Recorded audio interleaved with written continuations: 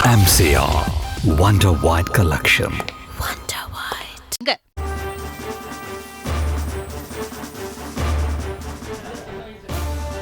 News தமிழர்களுக்கு வணக்கம். கேள்வி நேரம் நிகழ்ச்சிக்கு உங்களை வரவேற்பது மகிழ்ச்சி. நிகழ்ச்சிக்கு போலாம்.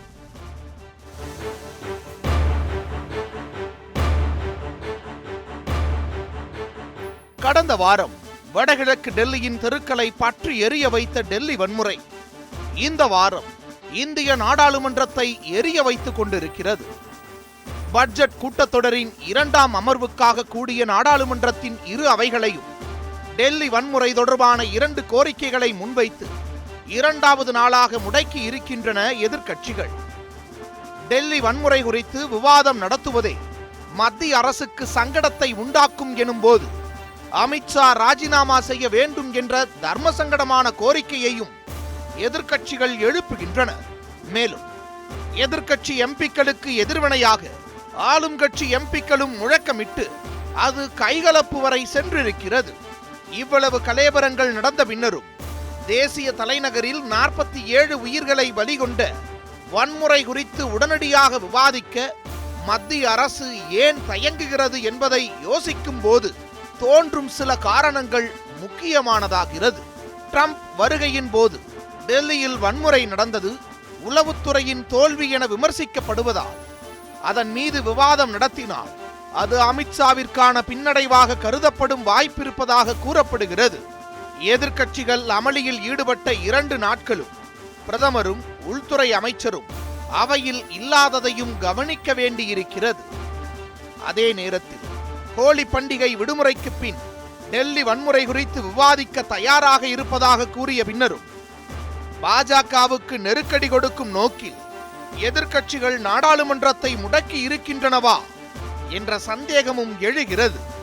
அமித்ஷா ராஜினாமா செய்ய வேண்டும் என்ற 23 கட்சிகளின் நோட்டீஸ் அந்த சந்தேகத்தை வலுவாக்குகிறது. இன்னொரு பக்கம் CAA விவகாரம் தொடர்பாக ஐநா மனித உரிமை கமிஷன் உச்சநீதிமன்றத்தில் முறையீடு செய்திருப்பதும் முக்கியத்துவம் வாய்ந்ததாகிறது. இப்படியாக நாடாளுமன்றத்திற்கு உள்ளேயும் வெளியேயும் குடியுரிமை சட்டம் தொடர்பாக எழும் சர்ச்சைகளை மத்திய அரசு எப்படி எதிர்கொள்ளும் என்பதை விவாதிக்க வேண்டியிருக்கிறது. 2002ஆம் ஆண்டு குஜராத் கலவரங்களின் போது ராஜதர்மத்தை காப்பாற்றுங்கள் என அப்போதைய பிரதமர் வாஜ்பாய் மோடிக்கு சொன்னது போல் இந்த முறை சோனியா காந்தி சொல்லி இருக்கிறார். இந்த விவகாரத்தில் பிரதமர் மோடி ராஜதர்மத்தை எப்படி காப்பாற்றப் போகிறார் என்பதை தெரிந்து கொள்ள 5 முக்கியமான கேள்விகளை எழுப்புகிறது இன்றைய கேள்வி நேரம். டெல்லி வன்முறை குறித்து உடனடியாக விவாதிக்க மத்திய அரசு தயங்குவதன் காரணம் என்ன? டெல்லி வன்முறை விவகாரத்தை வைத்து மத்திய அரசுக்கு நெருக்கடி தருகின்றனவா எதிர்க்கட்சிகள்? அமித்ஷா ராஜினாமா செய்ய வேண்டும் என்ற எதிர்க்கட்சிகளின் கோரிக்கை அதீதமானதா? அமித்ஷாவை பாதுகாக்கவே டெல்லி வன்முறை குறித்த விவாதத்தை தாமதப்படுத்துகிறதா பாஜக அரசு? குடியுரிமை சட்ட விவகாரத்தில் எதிர்க்கட்சிகளின் தொடர் நெருக்கடியை எப்படி சமாளிக்கப் போகிறது பாஜக? மேலும் அடுத்தடுத்து எழும் கேள்விகளுக்கும் வெளிச்சம் பாய்ச்சுகிறது இன்றைய கேள்வி நேரம்.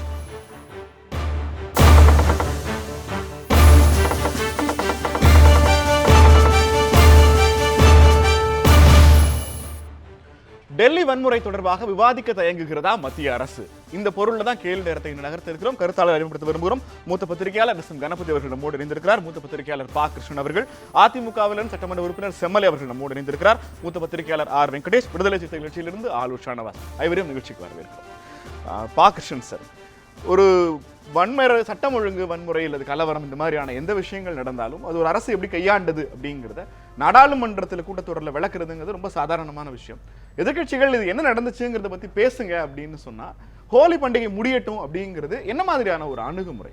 ஒரு நாட்டோட பாதுகாப்பையும் இறையாண்மையுமே உலுக்கி இருக்கிற தேச தலைநகரில் அமெரிக்க பக்கத்தில் இருக்கும்போது 15 கிலோமீட்டர் தூரத்தில் அவ்வளோ பெரிய வன்முறை நடந்திருக்கு. ஒரு அரசாங்கம் அதை பொறுப்பா அவங்களே எல்லாம் முன்னாடி சொல்லி இருந்திருக்கணும். அதை பத்தின விவாதத்துக்கு தயங்குறதுக்கான காரணம் என்னவா இருக்கு? விவாதத்துக்கு தயங்குறான்றதுக்கு நேரடியான காரணம் இல்லை, தயக்கமா என்று கூட கேட்குறேன். என்னன்னா இப்போ தான் மெல்ல மெல்ல தணிஞ்சிட்டு வருது இப்போ பிரச்சனை. ஒரு குறிப்பிட்ட காலம் முடிஞ்ச உடனே ஹோலி பண்டிகைன்னு அவங்க ஒரு டெட்லைன் ஃபிக்ஸ் பண்ணியிருக்காங்க. அதற்கு பிறகு விவாதிக்கலாம். விவாதிக்கும் போது அரசாங்கம் தன்னுடைய நிலைப்பாட்டை எடுத்து சொல்லும், எதிர்க்கட்சிகள் தங்களுடைய வாதங்களை எடுத்து சொல்லும். இதன் மூலம் ஒரு தீர்வு இனிமேல் இது போன்ற நிகழ்வுகள் ஏற்படாத வண்ணம் ஒரு திசையை நோக்கி நகரலாம். சரி, இதுல உளவுத்துறை 47 பேரோட வன்முறைக்கும் ஹோலி பண்டிகையோட 2 நாள் லீவுக்கு என்ன சம்பந்தம்? இல்ல அதுக்கு இதுக்கு சம்பந்தம் இல்ல. ஒரு டெட்லைன் ஃபிக்ஸ் பண்றேன். இப்ப நாடாளுமன்றம் என்ன பிரச்சனைன்னு சொல்லலாம் இல்லையா? நாடாளுமன்றத்தில் ஏன் இந்த பிரச்சனை எடுப்புறாள் என்று கூட சொல்லலாம் இல்லையா? அதனால காரணம் எல்லாத்துக்கும் கேள்வி கேட்டுக்கிட்டு இருக்கணும், எல்லாத்துக்கும் கேள்வி கேட்கலாம். இல்லைங்க, நீ சிக்கல் என்னன்னா நாடாளுமன்றத்தோட 2வது கூட்டத்தொடர் தொடங்கின அன்றே டெல்லியில என்ன நடந்ததுங்கிறத உள்துறை அமைச்சரோ உள்துறை இணையமைச்சரோ அவங்களே அறிக்கை தாக்கல் செஞ்சிருக்கணும். ஆனா நம்ம விவாதம் அதை பத்தி பண்ணலாம் அப்படின்னு கேட்கிற போது இல்ல 2 நாள் லீவு கொடுங்கிறது காய்ச்சல் அப்படின்னு நம்ம ஸ்கூல் ஸ்டூடண்ட் லீவ் கேட்கிற மாதிரி. உள்துறை அமைச்சர் விளக்க சொல்லணுங்கிறதுல 2வது கருத்து இல்ல. உள்துறை அமைச்சர் சொல்லணும், ஆனா அவருக்கு நம்ம ஒரு சில அவகாசம் தரணும் என்கிற ஒரு நிலைப்பாடு இருக்கு இல்லையா? அவர் சில கருத்துக்கள்லாம் சொல்லியிருக்காரு. அவரே சில இதெல்லாம் அப்சர்வ் பண்ணியிருக்கேன்றாரு. 2.5 நாள்ல அஜித் தோவலை அனுப்பிச்சு அங்கே NSA பாதுகாப்பு நடவடிக்கைலாம் செஞ்சுருக்கோம்ன்ற கருத்துக்கள்லாம் அவர் தரப்பில் சொல்லப்பட்டிருக்கு. இப்போ நான் என்ன கேட்குறேன்னா, உள்துறை உளவுத்துறை கண்காணிக்க அல்லது தெரிவிக்க தவறிவிட்டது உளவுத்துறையின் பிழை என்று சொன்னோம்னா உளவுத்துறை யார் கையில் இருக்கிறது எல்லா தகவலும் தெரியும். நான் என்ன கேட்குறேன், ஒரு பக்கம் அதையும் சொல்கிறீங்க, இன்னொரு பக்கம் ட்ரம்ப் வந்திருக்காரு, இந்த நேரத்தில் இப்படியெல்லாம் பிரச்சனை வருது அப்படின்னா ஒரு அரசாங்கம் ஒரு தர்மசங்கடமான சூழலுக்கு அவங்களே வித்திடுவார்களா என்ற கேள்வி. இப்போ சீன அதிபர் தமிழ்நாட்டுக்கு வரும்போது, தமிழ்நாட்டில் ஒரு இந்திய எதிர்ப்பு போராட்டத்தை ஸ்டாலின் அறிவித்த போது இல்லை வேண்டாம் அப்படின்னு கவர்னர் மூலமாக சொல்லி அதை அடக்குகிற ஒரு வேண்டாம் இந்த நேரத்தில் இந்த பிரச்சனை கிளப்பாரப்பா என்கிற ஒரு சூழல் இருக்கிற மனநிலையில் இருக்கிற அரசாங்கம் டெலிபரேட்டா இதை பண்ணுமா, வன்முறைக்கு தூண்டி விடுமா என்று கேள்வி இருக்கு. ஒன்று உளவுத்துறையினுடைய பிழைன்னு சொல்லுங்கள், இல்லை என்றால் அவர்கள் திட்டமிட்டு செய்தார்கள் என்ற வாதத்தை கைவிடுங்கள். இதுதான் இருக்க முடியும். அமித்ஷாவுக்கு பொறுப்பு இருக்கான்னா கண்டிப்பா இல்ல. இதை புரிய வைக்கிறேன். இப்போ பிரேக் விடுவோம் நிகழ்ச்சி, நம்ம இடைவேளை விட்ட பிறகு நீங்களும் வெங்கடேஷ் சாரும் இல்லை நீங்களும் நானும் பேசுவோம். ஆனா அந்த எலமெண்ட் ஷோல ரிஃப்ளெக்ட் ஆகுமா அப்படின்னு பார்த்தா ரிஃப்ளெக்ட் ஆக வாய்ப்பு இல்லை.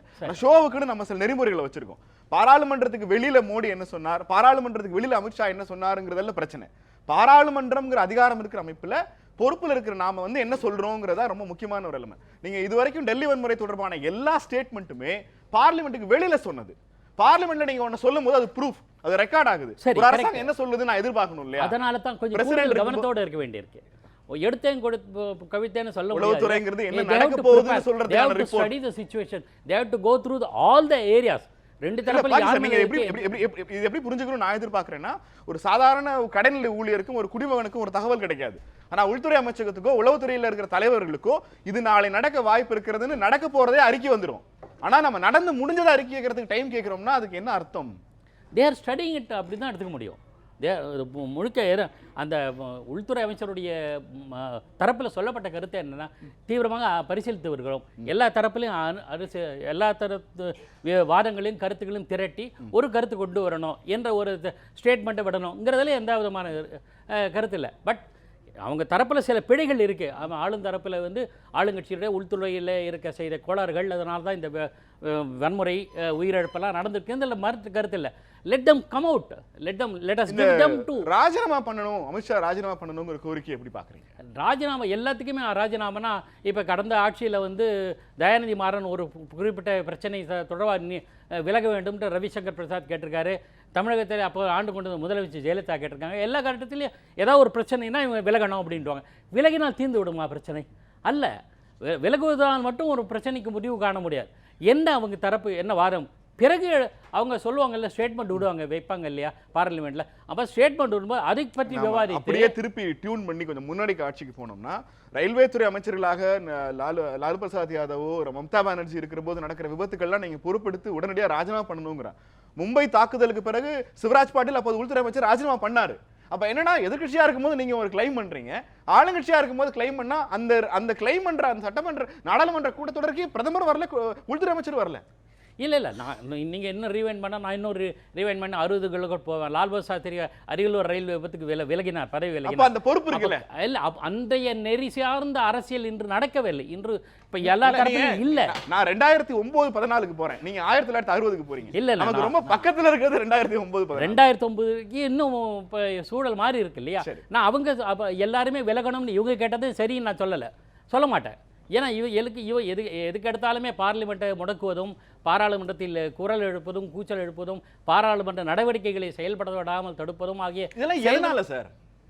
நீங்க பாருங்க, 543ல நியர்லி 350 380 வந்து மெஜாரிட்டி வந்து தேசிய ஜனநாயக கூட்டணி அரசியல். அவங்க ஆளுங்கட்சி இருக்காங்க. நம்ம வந்து ஆர்ப்பாட்டம் பண்றோம் இல்ல ஒரு சபையை நடத்த விடாம பண்றோம்னா அதுக்கு ஒரு கோரிக்கை இருக்கணும்ல, ஒரு காரணம் இருக்கும். ஒரே காரணம் அரசியல் தான். இல்ல நீங்க மக்கள் பிரச்சனையை பத்தி பேசுங்கங்கறாங்க. 47 பேர் இறந்திருக்காங்க, அதுக்கு ஒரு காரணம் சொல்லணும் இல்லையா எங்களுக்கு? அது என்ன காரணம் சொல்லுங்க. அரசுக்கு அந்த காரணம் தெரியல, காரணமே சொல்ல மறுத்தால் இல்ல அந்த காரணம் தெரியலையா? தெரியாம உள்துறை அமைச்சகம் தயங்குகிறதா? அது எப்படி நமக்கு சொல்ல முடியும்? தெரியாம உண்மையான காரணங்களை அவர் தேடலாம். நமக்கு எதுவுமே தெரியாது. அவங்க தரப்பு அவங்க ஒருவேளை இந்த ஸ்டேட்மெண்ட்லாம் விற்காம பார்லிமெண்ட் செஷன் முடிச்சிட்டாங்கன்னா அப்போ கருமையை கண்டிக்கத்தக்கது தான். அது நிச்சயம்.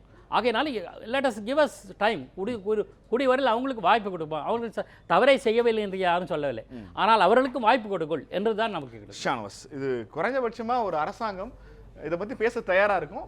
வாய்ப்பு அல்லது நேரம் கொடுங்கள்னு கேட்கறதுக்கு அதுக்குள்ள எதிர்க்கட்சிகள் அமித்ஷா பதவி விலகணுங்கிற கோரிக்கையில வந்து நாடாளுமன்றத்தை முடக்கிறது என்ன மாதிரியான செயல்? இல்லை, மும்பை தாக்குதல் நடந்தபோது காங்கிரஸ் அமைச்சர் வந்து பதவி விலகினார். பதவி விலக கோரியது பாஜக அப்படிங்கிறத நீங்கள் சுட்டி காட்டினீங்க. அது ஒரு நடந்த சம்பவம். ஒரு நடந்த வன்முறைக்கு, நடந்த பயங்கரவாத செயலுக்கு பொறுப்பேற்று ஒரு அமைச்சர் வந்து ராஜினாமா செய்ய வேண்டும் என்று எதிர்க்கட்சிகள் கோருவதும், அந்த கோரிக்கையில் இருக்கிற நியாயத்தை புரிந்து கொண்டு அவர் ராஜினாமா செய்ததும் என்பது ஒரு வரவேற்கத்தக்க விஷயம். ஆனால் நடக்காத ஒன்றுக்கு, ஊகமாக சொல்லப்பட்ட ஒன்றுக்கு, வதந்தியாக பரப்பப்பட்ட ஒன்றுக்கு கூட இவர்கள் ராஜினாமா செய்ய வைத்தார்கள். நாடாளுமன்றத்தை மாதக்கணக்கில் முடக்கினார்கள். 2G spectrum. அப்போ நடக்காத ஒன்றுக்கு, ஊகமாக சொல்லப்பட்ட ஒன்றுக்கு இன்றைக்கு வரைக்கும் நீதிபதி வந்து ஆதாரத்தை யாராவது கொண்டு தருவாங்கன்னு காத்திருந்தேன், வந்து தருவதற்கு ஒருத்தரும் வரல, ஆதாரமே இல்லைன்னு சொல்லி அந்த குற்றச்சாட்டுக்குள்ளானவர்களை விடுதலை செய்யக்கூடிய அளவுக்கு போய்விட்ட அந்த வழக்கில் நாடாளுமன்றத்தை எவ்வளவு மூர்க்கமாக முடக்கினார்கள். ஒரு நாள் செயல்பட விட்டார்களா? ராசா ராஜினாமா பண்ணாரா இல்லையா மத்திய அமைச்சர் பொறுப்பை? அப்போ நடக்காத ஒன்றுக்கு, ஊகமாக சொல்லப்பட்ட ஒன்றுக்கே அவ்வளவு எக்ஸ்ட்ரீம் நிலைப்பாடு எடுத்தாங்க, நாடாளுமன்றத்தை முடக்கினாங்க, அதுக்கு தொடர்புடைய அமைச்சரை வந்து ராஜினாமா செய்ய வைத்தார்கள். இன்னைக்கு நடந்திருக்கிற ஒன்று, இதுக்கு வந்து நீங்க இன்னும் விசாரிக்கிறோம்னா எத்தனை வருஷமா விசாரிப்பீங்க? பாபர் மசூதி இடிப்பை கூட இன்னும் 28 வருஷமா விசாரிச்சுக்கிட்டு தான் இருக்கிறீங்க. தண்டனை கொடுத்துட்டீங்களா? முடிவுக்கு வந்துருச்சா அந்த பிரச்சனை? எத்தனை வழக்கு குஜராத் இனப்படுகொலையில் வந்து குற்றவாளிகள்லாம் தண்டிக்கப்பட்டாங்களா? பிரச்சனை முடிவுக்கு வந்துருச்சா? எத்தனை வருஷமா விசாரிப்பீங்க? அது மாதிரி இது வந்து அவர்கள் தொடர்புடைய குற்றச்செயல் என்பதனால் விசாரிக்கிறோம், ஆய்வு செஞ்சுக்கிட்டு இருக்கிறோம் சொல்லுவாங்களே தவிர விசாரிக்கவும் மாட்டாங்க, ஆய்வு செய்யவும் மாட்டாங்க, அது குறித்து விவாதிக்கவும் மாட்டாங்க. விவாதத்துக்கே அவங்க தயாரா இல்லை. இன்னைக்கு டெல்லியில் எவ்வளவு பெரிய வன்முறை நடந்திருக்குது, அது ஏதோ உள்துறையினுடைய கவனத்துக்கு வராததுனால அல்லது உள்துறை வந்து அஜாக்கிரதையாக இருந்ததுனால அப்படிலாம் கிடையாது. இது இந்திய அரசினுடைய உள்துறையே, அமித்ஷாவே நேரடியாக நடத்திய ஜெனோசைடு. அப்படிதான் அதை பார்க்கணும். ஏன்னா மிக மிக திட்டமிட்டு நடந்திருக்குது. ஒரு அமெரிக்க அதிபர் டெல்லியில் இருக்கும்போது சிசிடிவி கேமராவை போய் காவல்துறை உடைக்குது. ஏன் உடைக்குது? காவல்துறைக்கு வந்து சிசிடிவி கேமரா இருந்தால் தானே வந்து குற்றச்செயல்களை கண்டுபிடிக்க முடியும். காவல்துறை தானே கொண்டு அந்த சிசிடிவி கேமராவை தெருவுக்கு தெரு பொறுத்துது. அந்த காவல்துறையே போய் ஏன் சிசிடிவி கேமராவை பார்த்து உடைக்கணும்? ஒரு இராணுவ வீரர் இராணுவத்தில் பணியாற்றி இருக்கிறார், முஸ்லீம். வெளியே அவர் வீட்டுக்கு வெளியே போர்டு மாட்டிருக்குது, இவர் இராணுவ வீரர்னு. அந்த வீட்டுக்கு முன்னாடி போய் நின்று, பாகிஸ்தானி வெளியே வா, உனக்கு நாங்கள் பாகிஸ்தானில் குடியுரிமை வாங்கி தர்றோம் அப்படின்னு சொல்லி அந்த வீட்டை கொளுத்தி இருக்கிறாங்களே. இதெல்லாம் வந்து ஒரு கடை வீதியில் எந்த கடை முஸ்லீம் கடைன்னு பார்த்து கொளுத்தப்பட்டிருக்குதே, எந்த வீடு முஸ்லீம் வீடுன்னு பார்த்து கொளுத்தப்பட்டிருக்குதே. அப்போ திட்டமிட்டு இது வந்து ஏற்கனவே நன்கு திட்டமிடப்பட்டதாக நடக்குது. வெளியே இருந்து கிலோ கணக்கில், டன் கணக்கில் செங்கற்களை கொண்டு வந்து இறக்கி இன்னைக்கு வன்முறை நிகழ்ந்து முடிஞ்ச பிறகு 2000 கிலோ செங்கல் எடுத்திருக்கிறாங்க லாரியாக போய். அப்போ இதெல்லாம் வந்து நீங்கள் திடீர்னோ ஏதோ ஒரு உணர்ச்சி வசத்திலையோ, இந்த போராட்டம் எப்படி நடந்துகிட்டு இருக்குது, இந்த போராட்டத்தை இப்போ நம்ம போய் தாக்கி இதை சீர்குலைச்சிரோம் என்று சொல்லி ஒரு திடுமென எடுத்த முடிவின் அடிப்படையில் இப்படி நடக்காது. அதுவும் தலைநகரில் நடக்காது, அதுவும் ட்ரம்ப் இருக்கும்போது நடக்காது. அவர் சொன்னார்ல, ட்ரம்ப் இருக்கும்போது நடக்குமா, அவங்களே செய்வாங்களா? இங்கே எப்படி வந்து சீன அதிபர் வரும்போது கூப்பிட்டு பேசி சீன அதிபர் வரும்போது இங்கே எந்த போராட்டம் நடந்து ஒரு அசம்பாவிதம் நடந்துடக்கூடாதுன்னு அவ்வளோ கவனமாக இருந்த இந்திய அரசு சீன அதிபரை விடவும் பெரிய அதிபரான அமெரிக்க அதிபர் வரும்போது இவ்வளோ அசால்ட்டாக இருப்பாங்களா அப்படின்னு கேட்டார். அது யார் கையில் இருந்தது? மத்திய அரசு கேட்டுக்கொண்டது. இங்கே வந்து என்ன சொல்கிறாங்க, திமுக தலைவர் வந்து வன்முறையை தூண்டுறாரு, போராட்டத்தை அவர் தான் தூண்டுறாரு, இவ்வளோ கலவரத்துக்கு அவர் தான் காரணம்னு. கலவரம் செய்ய வேண்டும் என்று நினைத்திருந்தால், வன்முறை செய்ய வேண்டும் என்று நினைத்திருந்தால் சீன அதிபர் சென்னைக்கு வருவதை விடவா ஒரு சந்தர்ப்பம் வேணும்? ஆனால் எவ்வளவு நாகரீகமாக போராட்டத்தை கூட, வன்முறையை அல்ல, கலகத்தை அல்ல, போராட்டத்தை கூட ஒத்தி வைத்து அந்த சீன அதிபர் வருகைக்கு ஒத்துழைத்தார்கள் தமிழ்நாட்டு அரசியல் கட்சிகள், எங்களுடைய கூட்டணி கட்சிகள். அப்போ ஆனா அப்படிப்பட்ட ஒரு நிலை அங்க இருக்குதா? அவர் என்ன சொன்னார்? பாஜகவை சார்ந்தவர் கபில் மிஸ்ரா, ட்ரம்ப் இருக்காருன்னு பார்க்குறோம், ட்ரம்ப் இருக்காருன்னு பார்க்குறோம், இல்லைன்னா இதை விட மோசமான விளைவுகள் ஏற்படும்னு சொன்னாரா இல்லையா? இதை விட மோசமான விளைவுகளை ஏற்படுத்தும்னு சொன்னாரா இல்லையா? இப்ப நீங்க டெல்லி உயர்நீதிமன்றம் இந்த கபில் மிஸ்ரா மீதான வன்முறையை தூண்டின தலைவர்கள் மீதான வழக்கு பதிவு செய்கிற போது, நீதிபதி மாற்றப்பட்டு அந்த தலைமை நீதிபதி அந்த வழக்கு விசாரிக்கிற போது, இப்ப பற்றி எரிஞ்சுக்கிட்டு இருக்கிற நெருப்புல யார் மீதாவது வழக்கு பதிவு செய்வதோ ஒருத்தர் கைது செய்யறதோ அது இன்னும் வன்முறையை தூண்டுவதற்கான வாய்ப்பு இருக்கிறது. மத்திய மாநில அரசுகள் பதிலளிக்க சொல்லி ஒரு 4 வீக்ஸ் அட்ஜென்ட் பண்றாங்க. நீங்க எடுக்கிற எந்த முடிவுமே களத்துல நிகழ்ந்துகிட்டு இருக்கிற வன்முறைக்கு இன்னும் பெட்ரோல் ஊத்திரக்கூடாதுங்கிற ஒரு கான்சியஸ்னஸ் வந்து ஹைகோர்ட்டுக்கு இருந்தது. அது ஏன் பார்லிமெண்ட்டுக்கு இருக்கக்கூடாது? நீங்க இப்ப என்ன சொன்னாலும் ஏதோ ஒரு தரப்ப குற்றம் சுமத்த போறீங்க. ஸ்டில் போராட்டங்கள் கண்டினியூ ஆயிட்டு இருக்கு. அது அடுத்த கட்டத்துக்கு நகர்ந்துராம பாத்துக்கணுங்கிற ஒரு பொறுப்பு மத்திய அரசுக்கு இருக்கு இல்லையா? கலவரங்கள், இனப்படுகொலைகள், மக்கள் விரோத குற்றச்செயல்கள் பெரும்பாலும் நடப்பதற்கு காரணம் வெறுப்பு பேச்சு. எனவே வெறுப்பு பேச்சை தடுப்பதற்கு ஒரு தனி சட்டம் வேணும்னு உச்ச நீதிமன்றம் சொல்லி சட்ட ஆணையத்திற்கு வந்து வழிகாட்டி, சட்ட ஆணையம் வந்து 2017 உச்ச நீதிமன்றம் 2013 சட்ட ஆணையத்துக்கு கேட்டு, சட்ட ஆணையம் 2017 இப்படி ஒரு சட்டம் கொண்டு வரலான்னு ஒரு வரைவை தாக்கல் பண்ணிட்டாங்க இந்திய அரசிட்ட. இன்னைக்கு 3 ஆண்டுகள் ஆயிடுச்சு, அந்த வரைவு அப்படியே தூங்கிட்டு இருக்குது. எதுக்கு? வெறுப்பு பேச்சுக்களினால் மிகப்பெரிய மக்கள் சீர்குலைவை சந்திக்கிறாங்க, பெரிய வன்முறை ஏற்படுது. வெறுப்பு பேச்சினால் ஏற்படுகிற வன்முறைகளை தடுப்பதற்கு முதல்ல வெறுப்பு பேச்சை தடுக்கணும். வெறுப்பு பேச்சு யார் பேசினாலும் சட்டத்தை கொண்டு வரணும்னு சொல்லி இந்த மத்திய அரசின் கையில் 3 ஆண்டுகளாக சட்ட ஆணையம் கொடுத்த வரைவு இருக்குது. ஏன் அது குறித்து நடவடிக்கை எடுக்கல? ஏன் அந்த சட்டத்தை ஏற்றக்கூடாது? நீங்க வன்முறை வெடித்த பிறகு திடீர்னு போய் அவரை கைது செஞ்சா வன்முறை இன்னும் கூடுதலாக அதிகரிக்கும். எப்ப பேசிட்டு இருக்கீங்க? ஒரு உயர்நீதிமன்றம் சொன்னதை வச்சு பேசிட்டு இருக்கீங்க. உச்ச நீதிமன்றம் சொன்ன வழிகாட்டுதல் என்னாச்சு? அந்த வரைவு என்னாச்சு? அப்போ வன்முறையை தடுக்க வேண்டும் என்றால் வெறுப்பு பேச்சு தடுக்கணும். வெறுப்பு பேச்சு தடுக்கிறதுக்கே சட்டம் கொண்டு வர மாட்டீங்க. அப்படி சொல்லியும் நீதிமன்றம் சொல்லியுமே அதை செய்ய மாட்டீங்க. ஏன் உங்களுக்கு அதில் அக்கறை இல்லை? ஏன்னா வெறுப்பு பேச்சால தான் உங்களுடைய இருப்பு, வெறுப்பு பேச்சின் அடிப்படையில் தான் உங்களுடைய கட்சி. நம்ம ஒரு லாஜிக்கான கேள்வி கேட்கிறோமே, இந்தியாவோட மிக நீண்ட பெரிய பிரச்சனையான காஷ்மீர் பிரச்சனையில வந்து 370 ரத்து பண்ணது, இல்ல மாநிலங்களை யூனியன் பிரதேசங்களா மாத்தினது மாதிரியான டாலடி பெரிய அதிர்ச்சிகரமான முடிவுகளையே பாராளுமன்றத்தில் அந்த கேள்விகளுக்கு பதில் சொல்லி அந்த செஷனை நிறைவு பண்ணுச்சு பாஜக. இந்த குற்றச்சாட்டுகளுக்கோ இந்த வன்முறைக்கோ ஒரு அறிக்கை தாக்கல் செய்யறதோ ஒரு பதில் சொல்றதோ அவ்வளவு கடினமான ஒண்ணா? அதுக்கு அவங்க நேரம் கேட்கறாங்களா இல்ல அவங்க தயங்குறாங்கன்னு நம்ம எடுத்துக்கிறது என்ன மாதிரியான அண்டர்ஸ்டாண்டிங்? அதாவதுங்க, காஷ்மீருக்குள் என்ன நடக்குதுங்கிறதுனுடைய உண்மையான அந்த சித்திரம் வந்து யாருக்கு இன்னைக்கு தெரியாது. அவங்க காஷ்மீர் குறித்து அப்படி ஒரு சித்திரத்தை இந்தியா முழுவதும் ஒரு பொது உளவியெல்லாம் ஏற்படுத்தி வச்சுட்டாங்க. அப்படித்தான் நீங்கள் வந்து குஜராத்லையும் செஞ்சாங்க. குஜராத்தில் அந்த மாடலை தான் இப்போ டெல்லியில் செஞ்சுருக்காங்க. என்ன அங்கேயும் இங்கேயும் பெரிய வேறுபாடுன்னா, டெல்லியில் செய்தது கையங்களவுமாக சிக்கி இருக்கிறார்கள். இன்னைக்கு அப்படியே வீடியோ காட்சிகளாக வந்துட்டு இருக்குது. பொது சமூகத்தினுடைய, சிவில் சொசைட்டினுடைய மௌனத்திலையும் அல்லது அவருடைய ஒப்புதலையும் கூட பல வன்முறைகளை இவ்வளவு நாள் நிகழ்த்தினாங்க.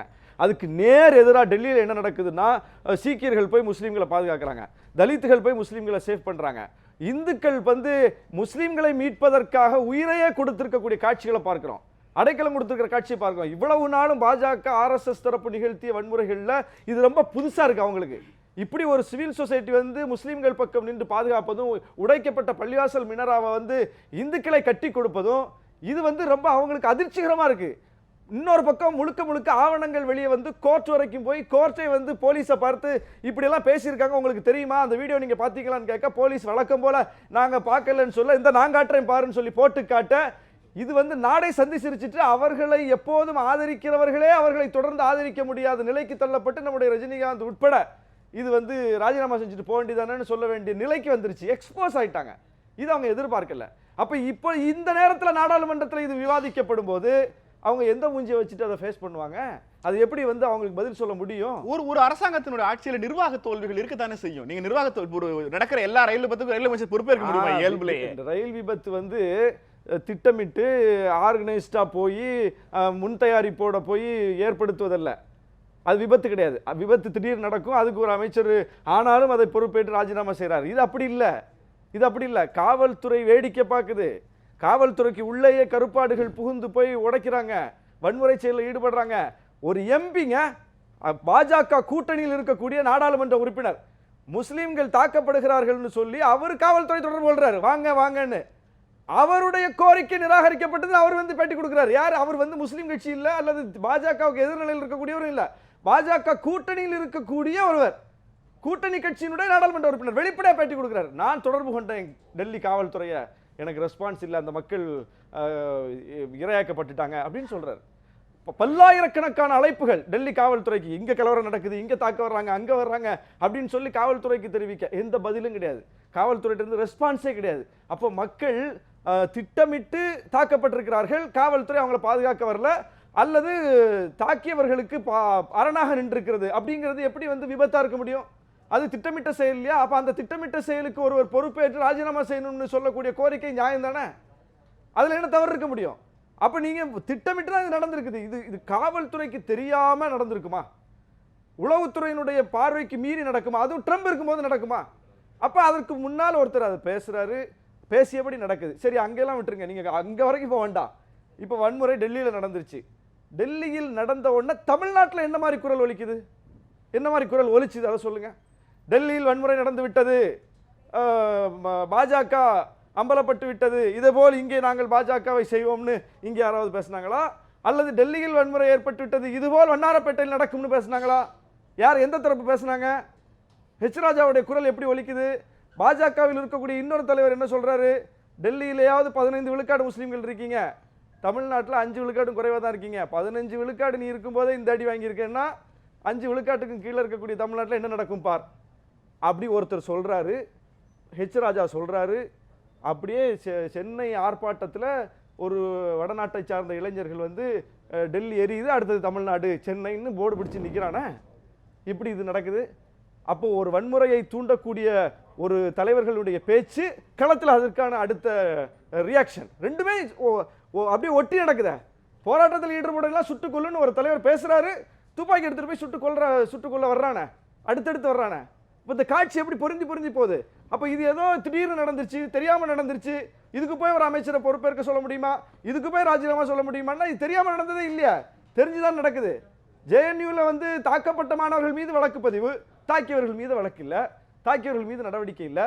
நாங்க தான் தாக்கினோம்னு பொறுப்பேற்ற பிறகு நடவடிக்கை இல்லை, அந்த அமைப்புக்கு தடை இல்லை, அந்த அமைப்பு அலுவலகத்தில் சோதனை இல்லை. இதுவே இந்த தரப்புல யாராவது செஞ்சிருந்தா விடுவாங்களா?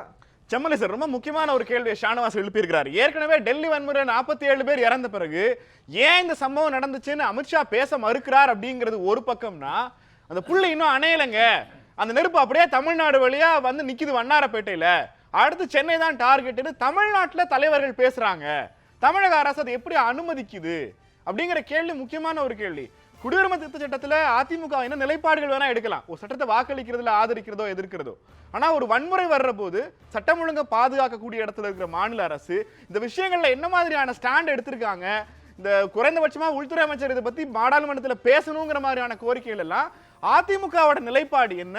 தமிழ்நாட்டில் வன்முறையை தூண்டுற இந்த வகையிலான பேச்சுக்கு நம்ம ஏதாவது பதிலடி கொடுத்துருக்கோமா சார்?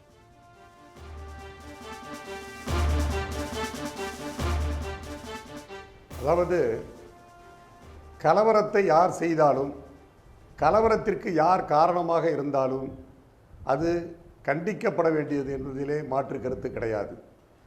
அதாவது எனக்கு முன்னாலே பேசிய என்னுடைய அருமை சகோதரர் சொல்லுகிற போது நாணயத்தினுடைய ஒரு பக்கத்தை மட்டும் பார்க்கிறாரே தவிர இன்னொரு பக்கத்தை பார்க்கவில்லை. அதாவது அந்த கலவரக்காரர்கள் எந்தெந்த வகையிலே கலவரத்தை செய்வதற்கு காரணமாக இருந்தார்கள், என்னென்ன நடவடிக்கையில் ஈடுபட்டார்கள் என்பதும் ஊடகங்கள் வழியாக நமக்கு காட்டப்பட்டது. நான் சொல்லுவது, இன்றைக்கு நாடாளுமன்றத்திலே ஏன் உடனடியாக விவாதிக்கப்படவில்லை, ஏன் உள்துறை அமைச்சர் இதற்கு உடனடியாக பதிலளிக்கவில்லை என்று கேட்கிறவர்களுக்கு நான் சொல்லிக் கொள்கிறேன். நம்மை பொறுத்தவரையில் அதாவது எரிகிற நெருப்பிலே தண்ணியை ஊற்றி அணைக்க வேண்டுமே தவிர எண்ணெயை ஊற்றி எரிய வைக்கக்கூடாது. ஆக இந்த பிரச்சனை ஒரு சமூக நல்லிணக்கத்தின் அடிப்படையிலே பார்க்க போகிற போது முள்ளின் மேல் போட்ட சேலையை போன்று அதை பக்குவமாக மெதுவாகத்தான் அதை கிளியாமல் சேலை கிளியாமல் எடுக்க வேண்டும். எனவே நான் இதற்காக வக்காலத்து வாங்கி பேசவில்லை. இன்றைக்கு கலவரத்தை ஒப்பிட்டு சொல்கிறார்கள். நானும் முன்னோக்கி சொல்லுகிறேன். நம்முடைய பாரத பிரதமராக இருந்த மரியாதைக்குரிய இந்திரா காந்தி அம்மையார் அவர்கள் படுகொலை செய்யப்பட்ட போது அங்கே என்ன நடந்தது? எத்தனை சீக்கியர்கள் தாக்கப்பட்டார்கள்? யாரோ ஒரு சீக்கியர் செய்த ஒரு தவறுக்காக எத்தனை சீக்கியர்கள் அங்கே உயிர்பலிக்கு ஆளானார்கள் என்பதையெல்லாம் நாம் பார்க்க வேண்டும். இப்பொழுது நாடாளுமன்றம் இரண்டாவது கட்டமாக பட்ஜெட் கூட்டத்தொடருக்கு பிறகு கூடுகிறது. ஏற்கனவே அஜெண்டா நிறைய இருக்கிறது. எனவே ஆளுகிற கட்சியிலே இருக்கிறவர்கள் இதை அதிகமாக தூண்டிவிடுகிற வகையிலே விவாதங்கள் போய்விடக்கூடாது. எனவே ஆளுகிற கட்சிக்கு எந்த அளவிற்கு பொறுப்பு இருக்கிறதோ அதே அளவிற்கு எதிர்கட்சிக்கும் பொறுப்பு இருக்க வேண்டும்.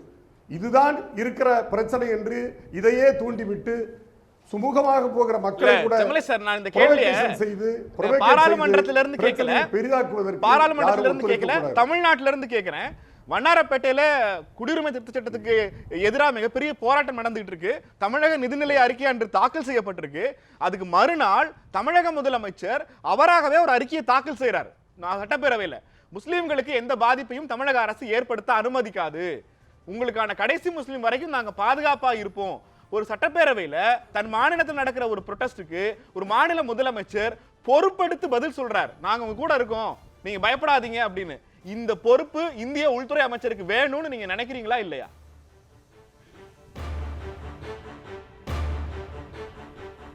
நிச்சயமாக.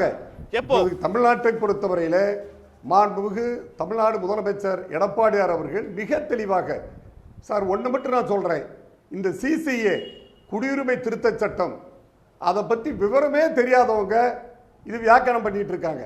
இல்ல இல்ல சட்டத்துக்குள்ள போக வேண்டாம். நான் திரும்பவும் நம்ம சட்டம் பத்தி நிறைய பேசியிருக்கோம்.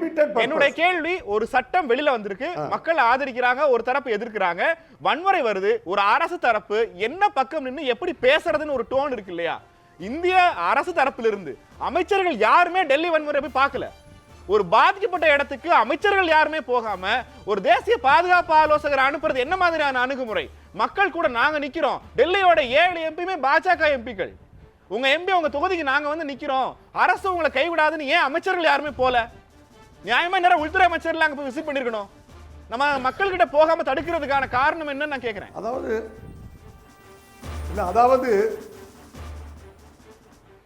அதாவது சில நேரங்களிலே அந்த சூழ்நிலைக்கு தகுந்தவாறு முடிவெடுக்க வேண்டும்.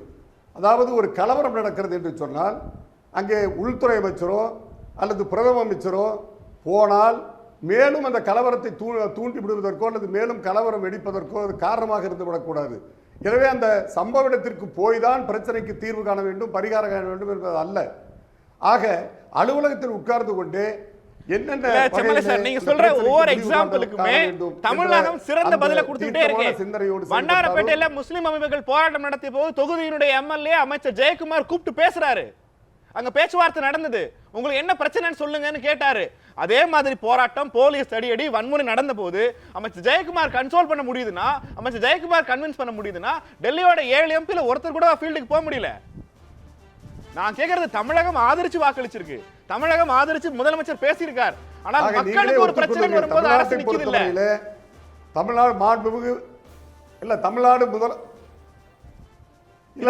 அதாவது நீங்களே ஒத்துக்கொண்டிருக்கிறீர்கள். தமிழ்நாட்டை பொறுத்தவரையிலே இப்படிப்பட்ட பிரச்சனைகள் வருகிற போது முதல்வர் அவர்கள் அதற்கு மக்களுக்கு விளங்குகிற வகையிலே, புரிகிற வகையிலே அதற்கான அந்த உத்தரவாதத்தை கொடுக்கிறார். அதிமுக தமிழக அரசு கேட்கல. டெல்லி மத்திய உள்துறை அமைச்சகத்தோட இந்த நடவடிக்கைகள் அதிமுகவுக்கு போதுமானதா, திருப்திகரமானதா இருக்கா? அதுவும்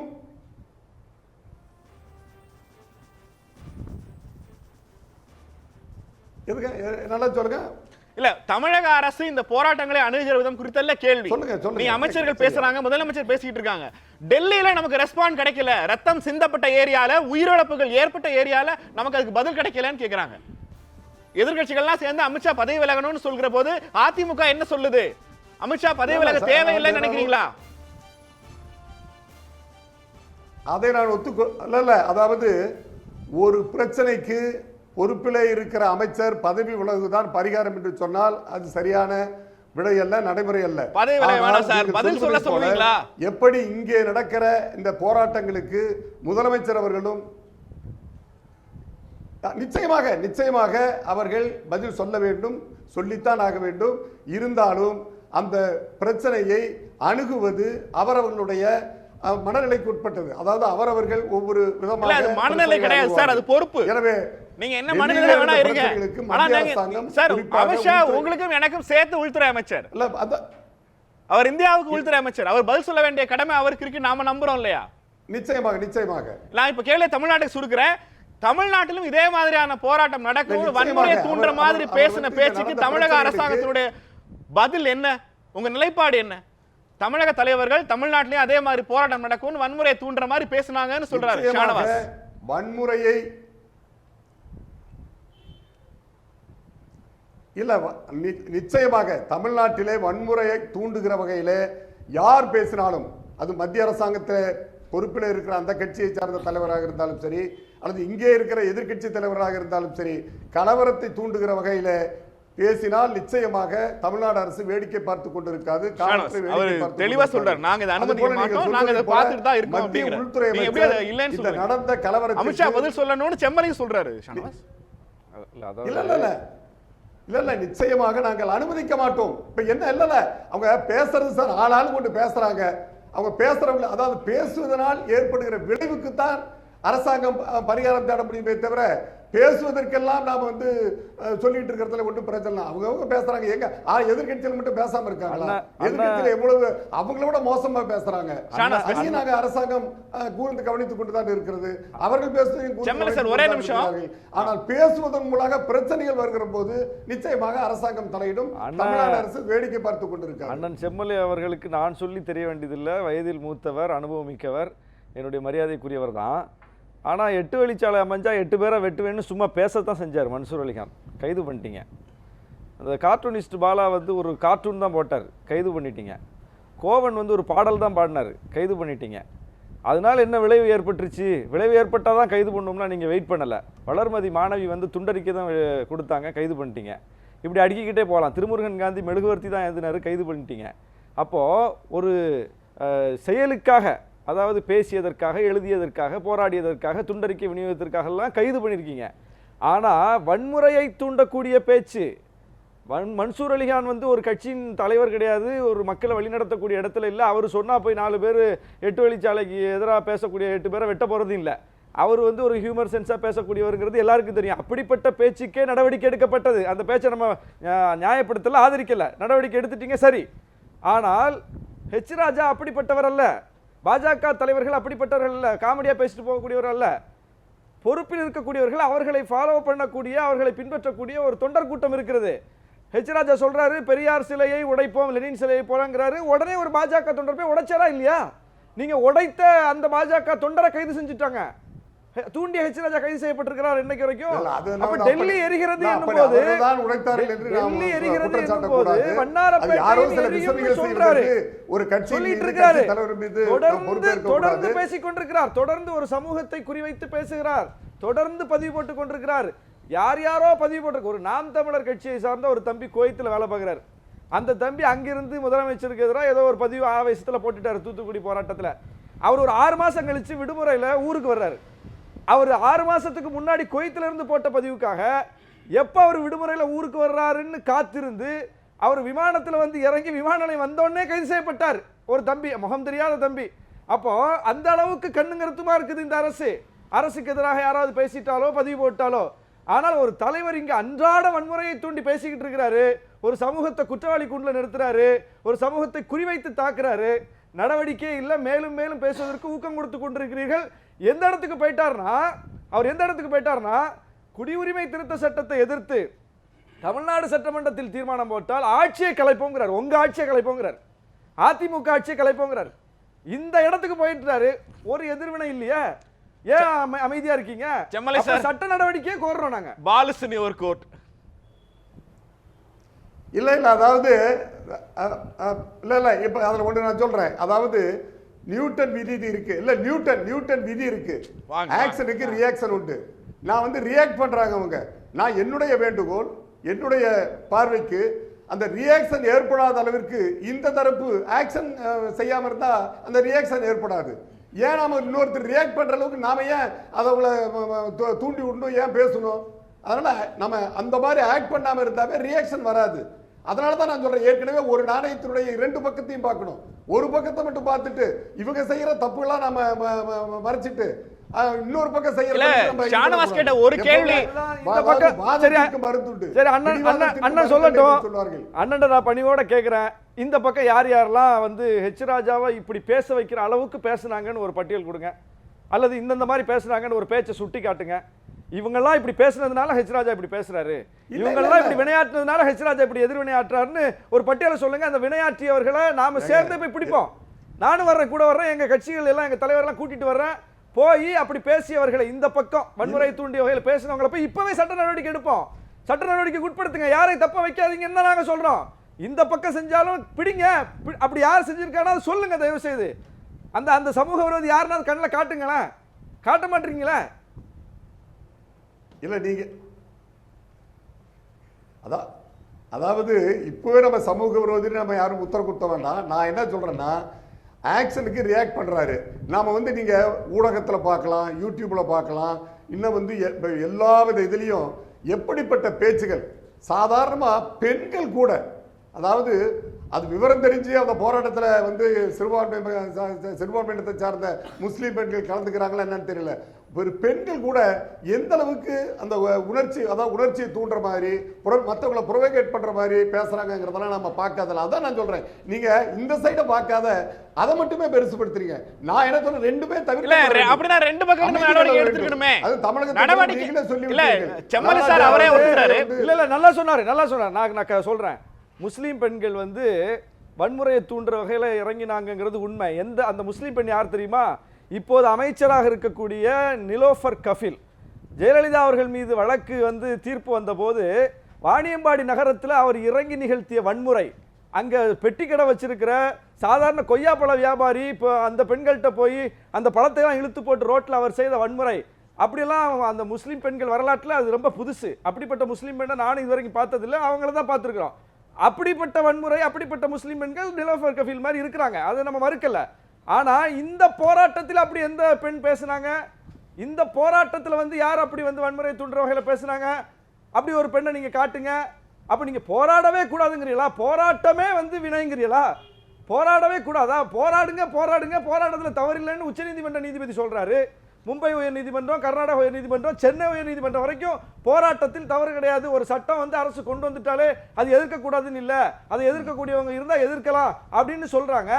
அப்படிப்பட்ட வழிகாட்டுதலோடு போராட்டம் நடக்கிறதுனால தான் முதலமைச்சர் கூப்பிட்டு கன்சிடர் பண்றாரு. முதலமைச்சர் கூப்பிட்டு பரிவோடு பேசுறாரு. தமிழ்நாடு முதலமைச்சருடைய நடவடிக்கை வரவேற்கிறோம். இதுவரைக்கும் 3-4 முறை பேசிட்டாரு, தொடர்ந்து பேசிக் கொண்டிருக்கிறார். ஏன்? அந்த போராட்டத்தில் நியாயம் இருக்கிறதுனால தான் அந்த நிலைக்கு அரசு வருது. முதலமைச்சர் அந்த போராட்டத்தில் உள்ள நியாயத்தை உணர்ந்து கொண்டனால தான் கூப்பிட்டு பேசுறாரு. பேச்சுவார்த்தைக்கு எப்ப அழைப்பாங்க? அந்த போராட்டத்தில் குரல்ல நியாயம் இருக்குன்னு உணரும் போது அழைப்பாங்க. அந்த போராட்டத்தில் நியாயமே இல்லைன்னா அரசு வேற முகத்தை காட்டும். ஆனால் அரசு கூப்பிட்டு பேசுகிறது என்னும் போது அந்த போராட்டத்தினுடைய நியாயத்தை அரசு புரிஞ்சிருக்குன்னு தான் பொருள். அப்போ அந்த போராட்டத்தில் நியாயம் இருக்கிறது, அந்த பெண்களின் குரலில் நியாயம் இருக்கிறது, முதலமைச்சரை ஒப்புக்கொண்டிருக்கிறார் தன்னுடைய செயலின் மூலம். ஆனா இங்க நீங்க வந்து அதை வினையாக, அதனால ஹெச் ராஜா அப்படி பேசுறாருன்னு நியாயப்படுத்துறது எங்களுக்கு அதிர்ச்சியா இருக்கு. இல்ல ஆட்சி கலைக்கப்படும் ஒரு எச்சரிக்கை விட்டுருக்காங்க, அதுக்கு பதில் தான் இருக்கா? வெளிப்படுத்துறாங்களே அந்த அதுதான் அவங்க ரியாக்ஷன். அதுதான் சொல்றேன், யார் எச்சரிக்கை விடுத்தாலும், யார் ஆட்சியை கலைக்கிறோம் என்று எங்களை மிரட்டினாலும், அது எங்களை பொறுத்தவரையிலே யார் அதை சொன்னாலும், எவ்வளவு சக்திப்படுத்த சொன்னாலும் அது எடுபடாது. எங்களை பொறுத்தவரையில நாங்கள் சிறுபான்மையினருக்கு அரணாக இருப்போம்.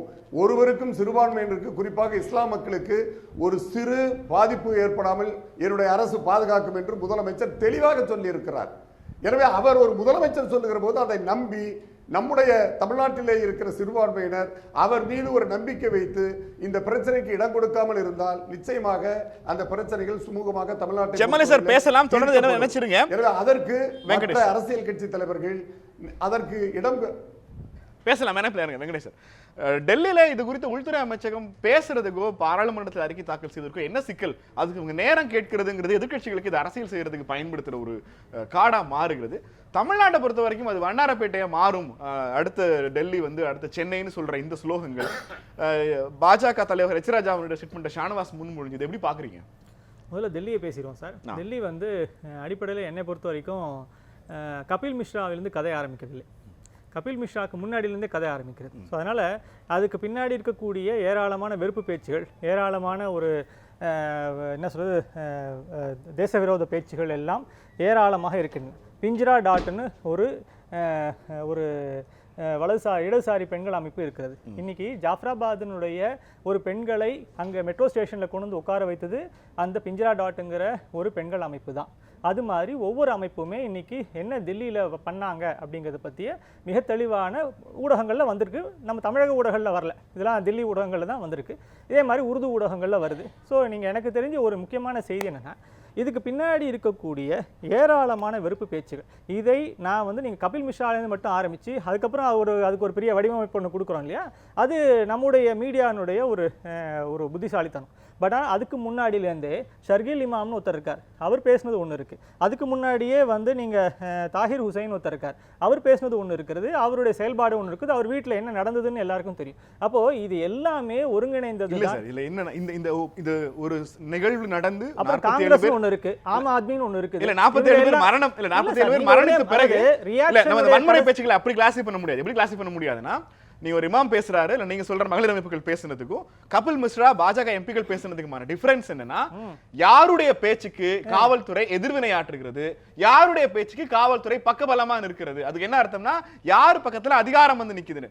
நீங்க சொன்ன மகளிர் அமைப்புகளோ நீங்க சொன்ன இமாம் பேசுகிற போதோ அதிகாரம் அங்க வரல, பாஜக எம்பி பேசுகிற போது போலீஸ் நிக்கிறாங்க. நான் என்ன கேட்கிறேன், இப்ப இவர்கள் பேசினதால எந்த விதமான கலவரத்துக்கு தூண்டுதலான விஷயங்கள் எதுவுமே நடைபெறவில்லையா? இல்லை, கேள்வி அதுதான். இப்போ பிரச்சனை என்னன்னா, இப்போ நீங்கள் அமித்ஷா ஏன் இன்னைக்கு பதில் சொல்லலை நீங்கள் சொல்கிறீங்கல்ல, அவர் பதில் சொல்லும்போது எத்தனை உண்மைகள் வெளியே வருங்கிறது நான் காத்திருக்கேன். அதற்காக தான் நான் வெயிட் பண்ணுறேன். உண்மையை தயாரிக்கிறதுக்கு நேரம் எடுக்குது. கண்டிப்பாக உண்மையை கண்டுபிடிக்கிறதுக்கான நேரம் இருக்குல்ல. இப்போ நான் சாதாரண ஒரு பத்திரிகையாளனாக என்னால் ஒரு 4-5 அமைப்புகளை என்னால் கண்டுபிடிக்க முடிகிறது, சொல்ல முடிகிறது, தில்லியில் வருகிறது அப்படின்னு சொல்லுனா, அப்போ ஒரு உள்துறை அமைச்சருக்கு அந்த அமைப்புகளுக்கும் அந்த அமைப்புகளுக்கு இருக்கக்கூடிய தொடர்புக்கும் அந்த தொடர்பின் மூலமாக இங்கே ஏற்பட்ட வெறுப்பு பேச்சுக்கும் அந்த வெறுப்பு பேச்சினுடைய தொடர்ச்சியாக ஏற்பட்ட வன்முறைக்குமான தொடர்ச்சியை அவர் நிரூபணம் பண்ண வேண்டாமா? நீங்க நாளைக்கு ஒருத்தர் நான் பேசுறேன், ஒரு நிமிஷம் சார், இப்ப ஒரு நிமிஷம், இந்த பேரை சொன்ன உடனே இப்ப Facebook கீழே ட்விட்டர் கீழே என்ன அசிங்கமா திட்டுவாங்க எல்லாரும். அது மாதிரி நீங்க நாளைக்கு இதே பேரை வந்து ஒரு நாளைக்கு உள்துறை அமைச்சர் சொன்னான்னா அவர் திட்டுவாங்க. ஆனா அதுக்கு முன்னாடி ஒரு லாஜிக், நீங்க சொல்ற அந்த நபர்கள் வெறுப்பு பேசி இருந்தா அவங்களை கைது பண்ணிருக்க வேண்டியதும் அரசாங்கத்தோட கடமை. கரெக்ட். அப்ப நீங்க அதை கைது பண்ணாம விட்டது உங்க தப்பு. கரெக்ட். நான் இப்போ அங்கதான் வரேன். நான் என்ன சொல்றேன், இன்னைக்கு நீங்க ஷர்கில் இமாமை மட்டும் கைது பண்ணியிருக்காங்க, மத்த யாரையும் கைது பண்ணல. எந்த அமைப்பு மீது எந்த விதமான குற்றச்சாட்டும் இன்னும் நிரூபணமாகவில்லை, எந்த விதமான வழக்கும் புனையப்படவில்லை. இதுதான் உண்மை. ஆனால் இதை அத்தனையுமே இந்த அமைப்பு வந்து நடைபெற்றது, இந்த போராட்டங்களுக்கு அத்தனைக்கும் பின்னாடி என்ன இருக்கு, ஒரு மிகப்பெரிய சதி திட்டம் இருக்கிறது. அது காங்கிரஸ் 80களிலிருந்து உருவாக்கின ஒரு மிகப்பெரிய சதி திட்டம். இவங்க வந்திருக்கக்கூடியவங்க ஷாஹீன் பாக்ல உட்கார்ந்துருக்கிறவங்களாம் யாரு? அடிப்படையில் இவர்கள் எல்லாம் நீங்க பங்களாதேஷி முஸ்லிம்ஸ் 80களில் வந்து குடியேறியவர்கள், காங்கிரஸால் குடியேற்றப்பட்டவர்கள், காங்கிரஸ் வழங்கின குடியேற்ற உரிமைகளோடு வாழக்கூடியவர்கள். என்ன அப்ப என்ன அடிப்படையில் நீங்க பேசுறீங்க? இதற்கான ஆழமான ஒரு பெரிய ஒரு பிரச்சனை இதுல இருக்கிறது, ஒவ்வொரு இடத்துலயும் இருக்கிறது. அப்ப நீங்க எடுத்த உடனே இன்னைக்கு இருக்கக்கூடிய இல்ல சார் ஒன்னு சொல்லுங்க, ஷாஹீன் பாவோட இந்த போராட்டம் ஆரம்பிச்சு டெல்லி வடகிழக்கு வன்முறை வரைக்கும் இவ்வளவு பெரிய திட்டமிடல் காங்கிரஸ் பண்ணுச்சுன்னு நீங்க நம்புறீங்க? காங்கிரஸும் ஆம் ஆத்மி 3 தொகுதிகளில் வின் பண்ணிட்டு அவங்க மூட்டை கட்டின்னு போயிட்டாரு. அமானுதுல்லா அவர் போயிட்டார். என்ன பண்ணாங்க இத்தனை நாள்? இவங்க அத்தனை பேருக்குமான மிகப்பெரிய வாய்ப்பை இந்த அமித்ஷா கிடைச்ச அல்வா சார், எதிர்க்கட்சிகள் செஞ்சிருக்கிற திட்டமிட்ட சரி, இந்த அல்வா ஆதாரம் இந்த அல்வா ஹோலிக்கு அப்புறம் வெளியே வரும். அன்னைக்கு நீங்க பாருங்க, ஹோலிக்கு அப்புறம் வெளியே வரும் இந்த ஹல்வா. நீங்க ஹல்விக்கு இதே மாதிரி டிபேட்ல நான் வந்து உட்கார்ந்து பேசுறேன். அன்னைக்கு நம்ம வந்து ஹோலி ஹல்வா கிண்டுவோம். இல்ல இது நான் என்ன சொல்றேன் சார், சாதாரண ஒரு பத்திரிகையாளனான எனக்கு நீங்க ரெண்டு பதில் சொல்றீங்க. அந்த சம்பவம் நடந்தது எப்படி, யார் அதுக்கு மூல கருத்தாக்கள், யார் மேல நடவடிக்கை எடுக்கணும், கான்ஸ்பிரசி தியரி என்ன, அதெல்லாம் அறிக்கை தாக்கல் செய்யறது. வன்முறை ஒரு தேச தலைநகரத்துல வந்து பெரிய லெவல்ல பாதிப்புக்குள்ளாக்கி ஒரு உள்துறை அமைச்சகத்துக்கு அதுக்கு பொறுப்பு இருக்கும் இல்லையா? நான் இமீடியட்டா இது குறித்து நான் பேசணும்னு அந்த கால் நான் என்ன நீங்க சொல்றேன், காரணத்தை விட்டு தெரியல. அட்லீஸ்ட் இத பத்தி நடந்தது இன்னைக்கு பேசுனீங்கன்னா இது என்ன ஆரம்பிக்குதுன்னா நீங்க எல்லாரும் இந்த புள்ளியில ஆரம்பிக்கிறாங்க. இது கபில் மிஸ்ரா பேச்சு, கபில் மிஸ்ரா பேச்சு நான் பாராட்டல. நான் இப்போ சொல்றேன் பேச்சு நம்ம சொல்லல சார், யாருமே பாராட்டல. ஹைகோர்ட் கேட்டனால தான் நம்மள அத கோட் பண்றோம் சார். கேளுங்க, கபில் மிஸ்ரா பேச்சு தவறு, சந்தேகமே இல்லை. ஆனால் கபில் மிஸ்ரா பேச்சுல இருந்து மட்டும் தான் இன்னைக்கு நீங்க நாடாளுமன்றத்துல இந்த விவாதத்தை ஆரம்பிச்சிருந்தாலும் அங்க தான் ஆரம்பிச்சிருக்கோம், அந்த புள்ளியில தான் ஆரம்பிச்சிருக்கோம். எல்லாரும் அங்கே இருந்தா அந்த டிபேட் ஆரம்பிச்சிருக்காங்க. இது கேட்கவே கூடாதுங்கற சார். ஒரு அரசாங்கம் அது அவங்களா சொல்ல வேண்டிய இடம் இல்லையா இது? கரெக்ட் சொல்லுவாங்க. எப்ப தெரியுமா சொல்லுவாங்க? இந்த கலவரங்களுக்கான சரியான காரணங்களும் இதற்கு இருக்கக்கூடிய பின்னணிகளும் இதற்கு பின்னாடி இருக்கக்கூடிய சதி திட்டங்களும் இதை யாரால் நிகழ்த்தப்பட்டன என்பதற்கான அத்தனை விவரங்களையும் கையில் வைத்துக்கொண்டு அமித்ஷா பேசுவார் பாருங்க. அன்னைக்கு நாம பேசுவோம் இதை பத்தி. வலிமை வாய்ந்த உளவுத்துறை அமைப்புகளை வைத்திருக்கிற ஒரு மத்திய உள்துறை அமைச்சகத்துக்கு இது சொல்றதுக்கு ஒரு வாரம் எடுக்கும். தாராளமாகும். நீங்க அடுத்த கேள்வி கேட்பீங்கல்ல, நீங்க உடனடியா எப்படி இந்த பேரை சொன்னீங்க? இப்பவே நான் சொல்றேன், இப்ப இந்த பேரை சொன்னதற்காக என்ன இத்தனை பேர் வன்முறை முடிஞ்சே ஒரு வாரம் இல்ல சார், நடக்கல. நீங்க ஒரு விஷயம் புரிஞ்சுக்கோங்க, இந்த வன்முறை முடிஞ்சு ஒரு வாரம் இல்ல, அதற்கு முன்னாடியில இருந்தே இந்த வன்முறைக்கான வித்துகள் இருக்கின்றன.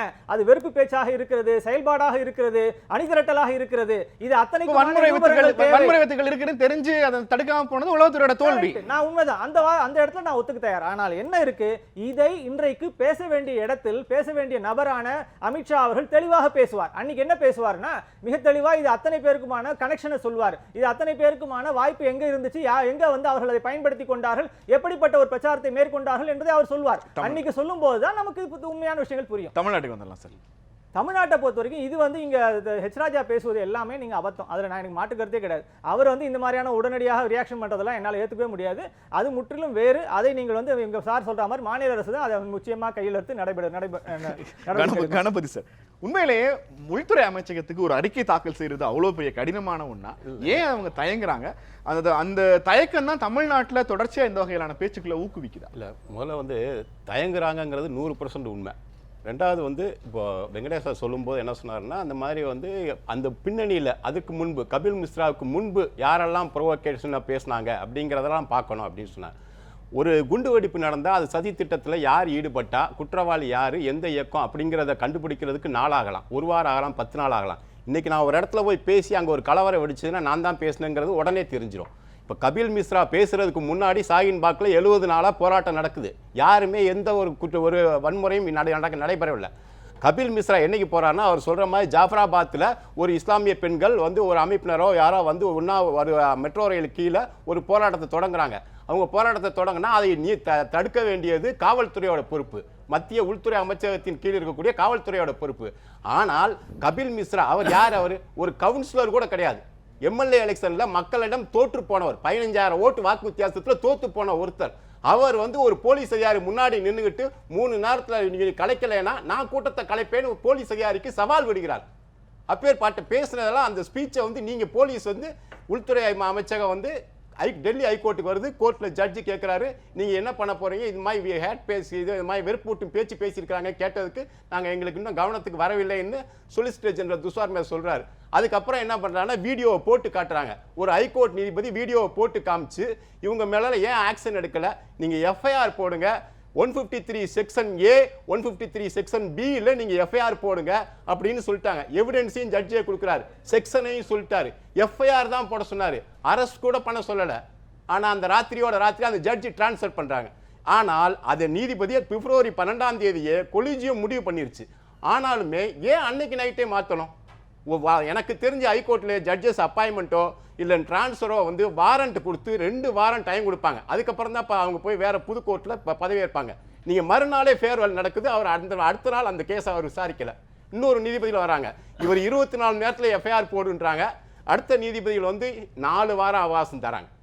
அந்த கபில் மிஸ்ரா அதான் நான் சொல்றேன், ஒரு வெங்கடேஷ் செம்மலை என்ன சொல்றாங்கன்னா, கபில் மிஸ்ராவோடது ரியாக்ஷன், நீங்க ஆக்ஷன் பார்ட்டுக்குள்ளே போகாம அதைத்தான் நான் சொல்றேன். நீங்க ரியாக்ஷன் இதெல்லாமே இந்த வன்முறை சம்பவங்கள், கலவரங்கள், இந்த மாதிரி சம்பவம் நடக்கிறது வந்து வெளிப்படையா தெரிஞ்சாதான். நான் பேசுனதுக்கு நீங்க எதிர்த்து பேசுனீங்கன்னா வெளிப்படையா தெரிஞ்சுதான்.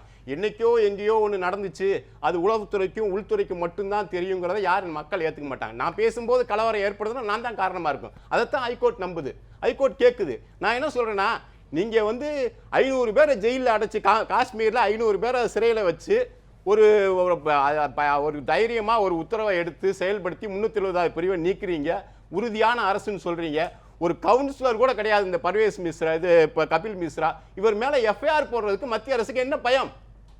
அவ்வளவு துணிச்சலா நடவடிக்கை காஷ்மீரில் எடுக்கிறீங்க, 500 பேர் 6 மாசமா ஜெயிலில் வச்சிருக்கீங்க, எத்தனையோ நடவடிக்கை எடுக்கிறீங்க, இன்டர்நெட்டை கட் பண்றீங்க, எல்லாத்தையும் கட் பண்ணி அவ்வளவு உறுதியான நடவடிக்கை எடுக்கக்கூடிய துணிச்சல் மிக்க மத்திய அரசு ஒரு கவுன்சிலர் கூட இல்லாமல் எலெக்ஷன்ல தோற்று போன கபில் மிஸ்ரா மேல ஒரு நீதிபதி எஃப்ஐஆர் போட சொல்லி ஆதாரம் கொடுத்து செக்ஷன் சொல்லியும் எஃப்ஐஆர் கூட போட துணிச்சல் ஏன் இல்லை? தயக்கம். அப்போ ஒரு நீதிமன்றத்தால் இன்னைக்கு அதுக்கு அடுத்த கட்டம் சுப்ரீம் கோர்ட் தலைமை நீதிபதி சொல்றாரு, இந்த டெல்லி வயலன்ஸ் கேஸ்ல என்ன சொல்றாரு, சோசியல் மீடியால ஏகப்பட்ட கமெண்ட்ஸ் வருது, there are lot of pressure on mount on us அப்படின்னு அவர் சொல்றாரு. அதே சமயம் அவரே சொல்றாரு, we know we have some limitations அப்படின்றார். ஸோ ஒரு வயலன்ஸில் ஒரு சுப்ரீம் கோர்ட் தலைமை நீதிபதியே we know there are limitations on our power அப்படின்னு சொல்லும்போது மக்களுக்கு என்ன நம்பிக்கை இருக்கும்? கடைசி பிள்ளர் தான் இப்போ சுப்ரீம் கோர்ட். அங்கேயே இப்படி இருக்கும்போது நாடாளுமன்றத்தில் நிச்சயமா எதிர்க்கட்சிகள் அமளியில் ஈடுபடுத்த தான் செய்வாங்க. ஆனா 2 நாள்ல அமித்ஷா தாக்கல் செய்ய போற அறிக்கையில இதனுடைய எல்லா சதித்திட்டத்தையும் வாய்ப்புகள் இருக்குங்கிறாரு. இது 2 நாளா இத்தனை நாளா பண்ண முடியாத இனிமே எப்படி கொண்டு வர முடியும்? நீங்க தயாரிப்பீங்க, அதுக்கு எதிர்வினை வரும். அதுதான் நான் நினைக்கிறேன். ஓ, நீங்க இன்னும் கண்டினியூ ஆகுங்கிறீங்க. அப்படித்தான் ஆகுமே தவிர நீங்க உண்மையிலே நான் என்ன சொல்றேன்னா, இன்னைக்கு துப்பாக்கியை வச்சு சுற்றுவேன்னு சொன்ன ஷாருக் கானா இன்னைக்கு கைது பண்ணியிருக்கீங்க. அவர் இஸ்லாமியர், உத்தரப்பிரதேசத்தில் கைது பண்ணியிருக்கீங்க, யாரும் ஒன்றும் மறுக்கலை. அதே மாதிரி ராம் பக்த் கோபால்னு ஒருத்தர் துப்பாக்கியை காட்டினார் ஜமியா பல்கலைக்கழகத்தில், அவரை அரெஸ்ட் பண்ணுங்க. நம்ம இதில் இஸ்லாமியரா இந்துவா அதெல்லாம் பார்க்க வேண்டாம், மனுஷன் வேணும், அவ்வளோதான். தீவிரவாதியா பாருங்க. தமிழ்நாட்டில் இந்த வெறுப்பு பேச்சு தொடர்ந்து பரவுறது, ஹெச்ராஜாவினுடைய பேச்சை நீங்க பெரிய லெவல்ல அதுக்கு முக்கியத்துவம் தர வேண்டாம், அது ஒரு ரியாக்ஷன் பேச்சு தான் அப்படின்னு செம்மலை சொல்றாரு. அவர் அந்த விஷயத்துல நான் முன்னாள் அமைச்சர் சொல்றதை நான் ஏத்துக்கிறேன். அவரை எல்லாருமே கிட்டத்தட்ட உதாசீனம் தான் படுத்துறாங்க. யாரும் அவருக்கு ஒரு பெருசாக ரியாக்ட் பண்ணுற மாதிரி தான் எனக்கும் தெரியல. அவர் பிஜேபியை பொறுத்த மட்டும் அவர் எவ்வளோ காரசாரமாக போட்டாலும் கூட அதற்கு தமிழக மக்கள் இடம் கொடுப்பாங்கன்னு நினைக்கல. டெல்லியில இருக்கிற மாதிரியான நீங்க சுருக்குறீங்க, அவர் பாஜகவினுடைய தேசிய செயலாளர், பவர்ஃபுல் டெஸ்டினேஷன், அவர் ஒரு மிகப்பெரிய தலைவரா இருக்கலாம். ஆனால் அங்க டெல்லியில மாதிரி இங்க மக்கள் ஈல்டாகி ப்ரோவோகேட் ஆக மாட்டாங்கன்னு என்னோட நம்பிக்கை. அரசு இதை எப்படி அணுகணுங்கிறீங்க? உங்க ஆட்சி கவிழ்ந்துரும்னு அவர் சொல்றத பரவாயில்லன்னு அரசு அனுமதி. அரசியல் ரீதியா பார்க்கணும்னா அவங்க உடனடியாக எதிர்வினை ஆற்றணும். அவங்க இந்திக்குள்ள அரசு பல விஷயங்களுக்கு எதிர்வினை வேகமா ஆற்றுறதே கிடையாது. இப்போ இதே ஜெயலலிதா அவர்கள் இருந்திருந்தாருன்னா அப்போ ஏற்படக்கூடிய எதிர்வினைகள்ங்கிறது நமக்கு எல்லாருக்குமே தெரிஞ்ச விஷயம். இன்னைக்கு உள்ள அரசு அந்த மாதிரி கிடையாது. அதனால அந்த அளவுக்கு எதிர்வினை நிச்சயமா இருக்காதுங்கிறது நமக்கும் தெரியும். அதனால அரசு ஆட்சியை கலைப்போம்னு சொல்லியிருந்தா அடுத்த நிமிஷம் என்ன ஆயிருக்கும்? இதே ஜெயலலிதா இருந்தாலும் ஹெச்ராஜா சொல்லியிருப்பாராங்கிறதும் முன்னாள் அமைச்சர் செம்மலைக்கு நன்றாக தெரியும். ஓகே, ட்விட்டர்ல கேட்ட மிக முக்கியமான கேள்வி, டெல்லி வன்முறை தொடர்பாக உடனடி விவாதம் நடத்தாமல் பாஜக தவிர்ப்பது, எதிர்ப்பை குறைக்க 8%, பிரச்சனைகளை தவிர்க்க 10%, நெருக்கடிகளை சமாளிக்க 15%, அமித்ஷாவை காப்பாற்ற 67%.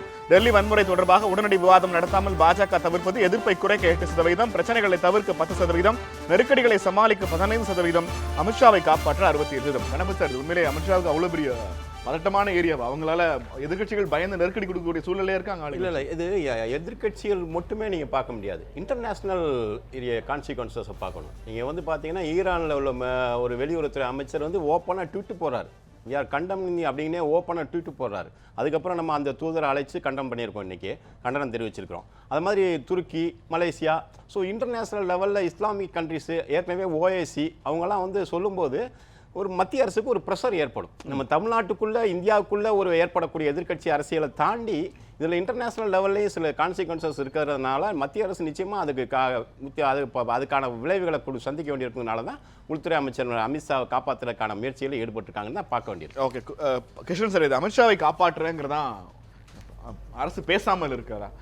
அதான் அமித்ஷாவை காப்பாற்றுவது என்பது லாஜிக்கலாக கரெக்டு தான், அதில் இல்லைன்னு சொல்ல முடியாது. ஏன்னா அவரை போய் ரிசைன் பண்ணுன்னு சொல்கிறதெல்லாம் ஏற்றுக்கொள்ள முடியாது, அது தேவையும் இல்லை.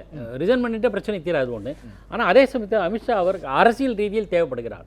பாரதிய ஜனதா கட்சிக்கு அரசியல் ரீதியில் அமித்ஷா வியூகங்களை வகுத்தவர் என்ற ஒரு பேர் உண்டு. பல மாநிலங்களில் வெற்றி பெற்று பாஜக ஆட்சியின் நிறுவியவர் என்ற பெயர் உண்டு. அடுத்து பீகார் மாநில தேர்தலெலாம் வருது, பல தேர்தல்களை சந்திக்க வேண்டிய சூழல் இருக்கிறதுனால அமித்ஷாவை காப்பாற்றுவதற்கு என்ற அந்த லாஜிக் அந்த ஆஸ்பெக்டில் கரெக்டாக இருக்கும். ஓகே செம்மலை சார், இது அமித்ஷாவை காப்பாற்றுறதுக்காக தான் பாஜக இப்போ வரைக்கும் பேசாமல் இருக்காங்கன்னு ட்விட்டர் நேயர்கள் நினைக்கிறாங்க, உங்கள் கருத்து என்ன?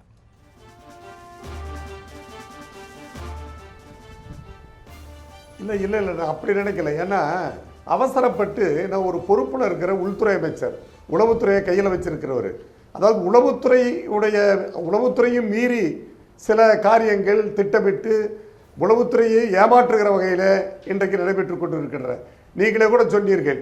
அதாவது இங்கே சீன அதிபர் ஜி ஜின்பிங் தமிழ்நாட்டிற்கு வந்தபோது திராவிட முன்னேற்ற கழகம் நடத்த இருந்த போராட்டத்தை ஒத்திவைத்து அமைதியை நிலைநாட்டார்கள் என்று. அதே போல அங்கே டெல்லியிலே அமெரிக்க அதிபர் ட்ரம்ப் வருகிற போது இது போன்ற சம்பவம் நடக்கிறது என்று சொன்னால் அது ஆளுங்கட்சி திட்டமிட்டு செய்து என்று சொல்ல முடியாது. காரணம், ஒரு வெளிநாட்டினுடைய அதிபர் வருகிற போது ஒரு ஆளுங்கட்சி சுமூகமாக சூழ்நிலை நிலவ வேண்டும் என்று தான் விரும்புவார்களே தவிர இப்படி போராட்டத்தை தூண்டிவிட மாட்டார்கள். எனவே இது திட்டமிட்ட செயல்பாடு போலத்தான், திட்டமிட்ட சதியாகத்தான் எனக்கு தோன்றுகிறது. அதே போல இங்கே சொன்னீர்கள் வண்ணாரப்பேட்டை கூட நீங்கள் எடுத்துக்கொண்டால் பட்ஜெட் தாக்கல் செய்த அன்று அந்த பட்ஜெட்டினுடைய விவரங்கள் மக்களுக்கு போய் சேரக்கூடாது என்பதற்காக அன்று மாலையே அதுவரை அமைதியாக இருந்த அந்த பகுதியிலே அன்றைக்கு பட்ஜெட் தாக்கல் செய்த அன்றைக்கு அந்த போராட்டத்தை தூண்டிவிட்டு அந்த பட்ஜெட்டுடைய விவரம் வெளியிலே வராத அளவிற்கு செய்தார் என்று சொன்னால் அது திட்டமிட்டதாகத்தான் தெரிகிறது. நான் நெறியாளர்களுக்கு ஒன்றையே சொல்லுகிறேன். அதாவது இந்த குடியுரிமை திருத்த சட்டத்தை பொறுத்தவரையிலே 3 வித எதிர்ப்பவர்கள் 3 வித நிலைப்பாட்டிலே இருக்கிறார்கள். ஒன்று, அரசியல் சட்டத்திற்கு எதிரானது என்று சொல்லுகிறார்கள். இன்னொன்று, இஸ்லாமியர்களுக்கு பாதகமானது என்று சொல்லுகிறார்கள். இன்னொரு தரப்பு என்ன சொல்கிறது, ஒட்டுமொத்த இந்தியர்களுக்கே பாதகம் என்று சொல்லுகிறது. இப்பொழுது சிதம்பரம், முன்னாள் நிதியமைச்சர் சிதம்பரம் கூட என்ன சொல்லுகிறார், இந்த சட்டம், அதாவது குடியுரிமை திருத்த சட்டம் சுப்ரீம் கோர்ட்டிலே ரத்தாகிவிடும், செல்லாது என்று சொல்லுகிறார். அப்படி இருந்தால் நான் கேட்கிறேன், இப்பொழுது வழக்கு தாக்கல் செய்யப்பட்ட போது இது அரசியல் சட்டத்திற்கு புறம்பானது, எதிரானது என்று சொன்னால் நிச்சயமாக உச்சநீதிமன்றம் இதற்கு தடை விதித்திருக்கும். ஆக தடை விதிக்காத போது இந்த சட்டத்திலே ஏதோ அர்த்தம் இருக்கிறதாகத்தான் நாம் எடுத்துக்கொள்ள முடியும். இவர் சிதம்பரம் அவர்கள் சொன்னதை போல இது சட்டவிரோதமாக அரசியல் சட்டத்திற்கே எதிரான சட்ட திருத்தம் என்று சொன்னால் நிச்சயமாக சுப்ரீம் கோர்ட் உடனடியாக ஸ்டே கொடுத்திருக்கும். ஸ்டே கொடுக்கவில்லை. எனவே நான் எதிர்பார்ப்பது, உச்சநீதிமன்றத்திலே வழக்கு இருக்கிற போது அது முடிவை எதிர்பார்த்து காத்திருப்பதில் என்ன தவறு? நன்றி சமலை சார். வெங்கடேஷ், அமித்ஷாவை காப்பாற்றுறேன்னு ஒரு 67% சொல்லியிருக்கேன். இல்லை, அமித்ஷாவை எல்லாம் காப்பாற்ற வேண்டிய அவசியமே இல்லை. அது எனக்கு தெரிஞ்சு அது நம்ம ட்விட்டருடைய போலில் இருக்கக்கூடிய மக்களுடைய கருத்து. அது அவரை காப்பாற்ற வேண்டிய அவசியம் இல்லை. உண்மையில் நாம் விவரங்கள் வந்த பிற்பாடு பேசுவது தான் சரியாக இருக்கும் தான் நான் நினைக்கிறேன். ஷானவாஸ், அமித்ஷாவை காப்பாற்ற உண்மையில் அமித்ஷா காப்பாற்றப்பட சூழ்நிலை இருக்காரு. உள்துறை அமைச்சர், அதுவும் சக்தி வாய்ந்த 2வது பெரிய மனிதர். இல்லை, வன்முறையை தூண்டுபவர்களை, வன்முறையை வேடிக்கை பார்ப்பவர்களை, வன்முறையை ஊக்கப்படுத்துபவர்களை காப்பாற்றுவது தான் பாஜகவினுடைய கொள்கையை. இப்போ ஆம் ஆத்மியிலிருந்தும் தூண்டுனாங்க, எதிர்கட்சிகளிலிருந்தும் தூண்டுனாங்க அப்படின்னு நம்முடைய தோழர் வெங்கடேஸ்வரர் பட்டேல் சொன்னார். அப்படி தூண்டியதாக அந்த கட்சி கருதியவர் மீது அந்த கட்சி நடவடிக்கை எடுத்திருக்குதா இல்லையா? அந்த கட்சி முதல்ல அந்த கட்சி நடவடிக்கை எடுக்குது.